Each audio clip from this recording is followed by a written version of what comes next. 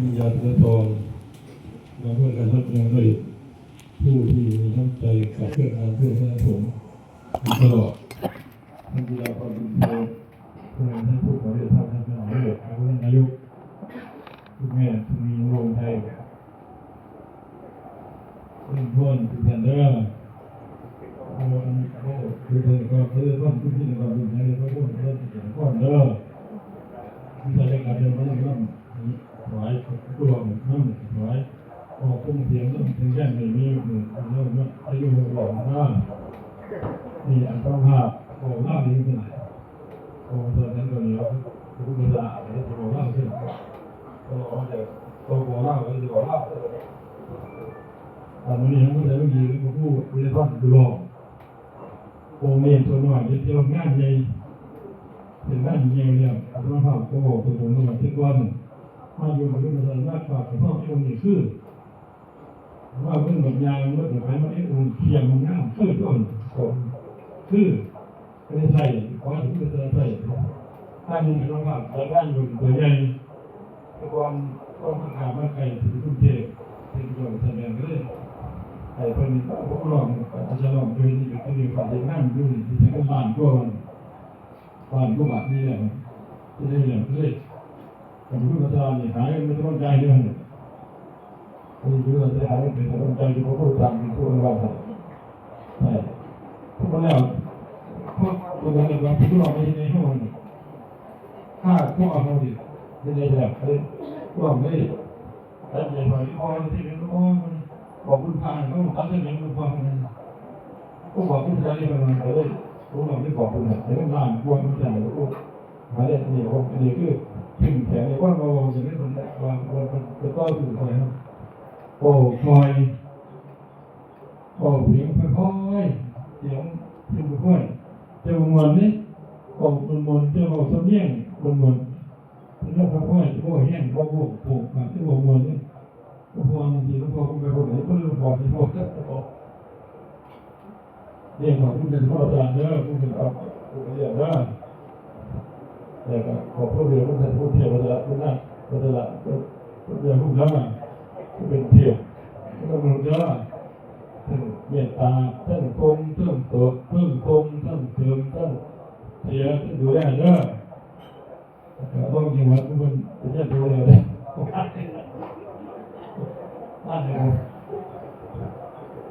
เดี๋ยวคุณหลักเรื่องนั่นว่าอย่างไรอะไรมันคะแนนตั้งในรถที่ใหม่ว่าอย่างนี้เดี๋ยวมันใส่มันได้ผมเองก็เห็นว่าแต่ผมจับผมเนี่ยเดี๋ยวก็หลักเรื่องยังกินท่านอะไรที่ทำให้สำหรับผู้การนี้เรื่องหน้าของการถูกเราเดียวกันหน้าของคนตะกุ่มเทวดาคุณท่านวัฒนกุศลกุศลวัฒน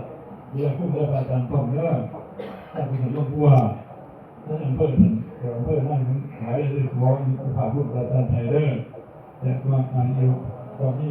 คุณราชการนี่ท่านอยู่ในบรรยากาศที่เจ็บแต่แบบบุญบารมีได้คุณราชการได้สุดท้ายโดยการกระทำท่านจะยังให้ในโลกแห่งที่ว่ามันตุลีมันเป็นเด็กวันนี้เป็นข้อต่อกันก็เราจะเรื่องนี้เรื่องอะไรก็ถูกข้องกันก็ได้ในพระองค์ก็ได้หนึ่งห้าด้วยเราจะเป็นเจ้าวันนี้ที่ยุ่งกับคนนั้นทุกวันทุกใจเยาวชนเยอะเลยถึงว่านี่เรารับว่าถึงนั่นเพื่อท่านนายกทุกคนว่านี่ทุกคนถูกดีวิจัยปลอดไปปีเราไปตรวจทางด้วยเธอยะถาวาริวหาภูราภาริโกเรนติสาภรังเอวะเมวะอิโตทินังเปตานังโอภปปะเตอิจิตังปฏิตังตุหังคิปะเมวะสมิจตุสัพเพปุเรนตวสังกปานจันโทปนะระโสยะถามะนิโชติราโสยะถาเววันหันตุสัพพะโรโควินาศตุมาเตภวะ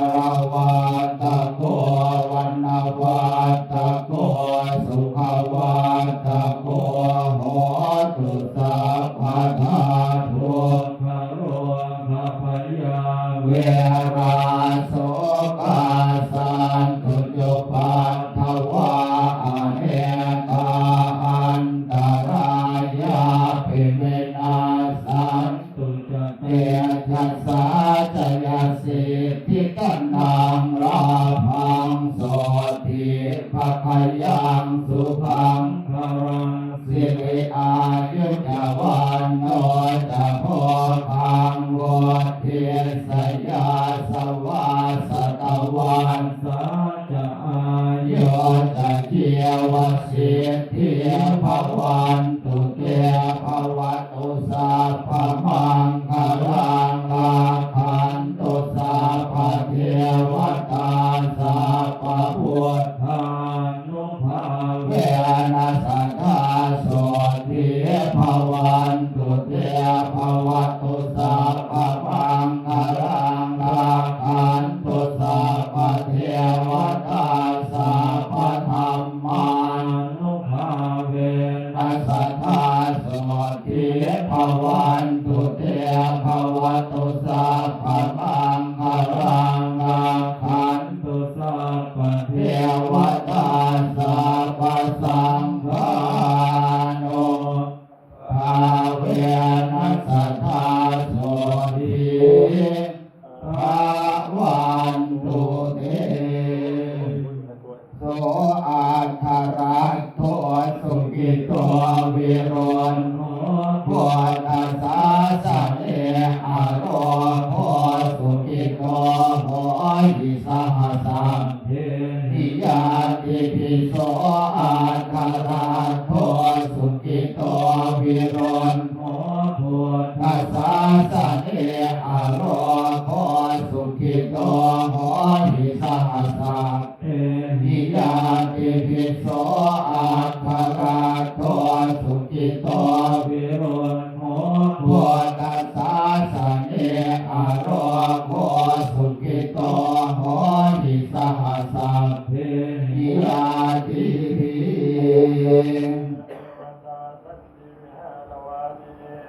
ทุเปขะเรโพธิขะเรตาหิงตาหิงตาธรรมทานเนละภาวันตุพุทธิตาโสติกาโลเยตวิหารมันตะเลเทราจามัจจานวะเมจะพิขโวสารามิกาทานปฏิอุปาสกาจะเทสานิขมาจะอิสราสัมมานาพุทธาสุขิตาภวันตุเตสาราพุทธาเยปิสัมภวาสังเสตชาตาอัตวปปาติกานิยานิกังธรรมวรังปฏิจเตสัพเพปิโรกัสสะกะโรติสังขยังทานกุเจลังสัทธังธัมโมธัมมัตตราจะอุคาราสังโฆโหตุสัมมาโภวะอัฏฐายะจาหิตายะจาธัมโมกันตุสัพพะโอสัพเพวิธัมมจาริโนวัฏฐิสัมปะปุณยามังธัมเมอริยปเวทิเตปัสสนาโหตุสัพเพติมานิโนตัสสะเมสัมมาทารังปเวสันโตกาเลเทโวปวัสสตุวุฒิภาวายัสสตานังสามินทังเมตุเมตะนิมาตาปิตาจะอัตตราชังนิจังราคันติมุตตะกังเอวังธรรมเมนาราชาโนปัจจังราคันตุสัพพทา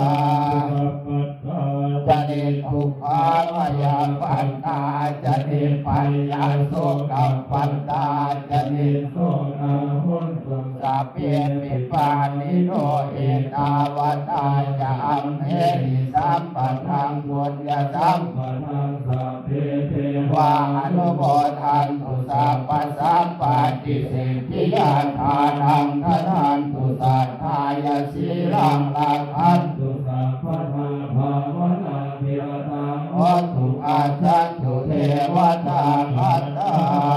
งสัพเพพุทธาวารัปปัตตาปะเทกานันจะยังพลังอรหันตานันจะเทเทนาราคังพันธามิสัพพะโสอรหังเลย สมาก่อน ว่า อรหังสัมมาสัมพุทโธภะคะวาพุทธังภะคะวันตังอภิวาเทมิสวากขาโตภะคะวตาธัมโมธัมมังนัมสสามิสุปฏิปันโนภะคะวะโตสาวกสังโฆสังฆังนามามิ ท่านที่เป็นกราบท่านกราบท่านผม เราได้เชิญท่านวิทยาตุลสอบรองผู้การประเทศประธานพิธีได้กล่าวลาคณะทั้งไทยตู้มบูชาแล้วกราบลาประธานสงฆ์และท่านมหาเถรนุเถระตามลำดับได้เชิญท่านด้วยความเคารพครับ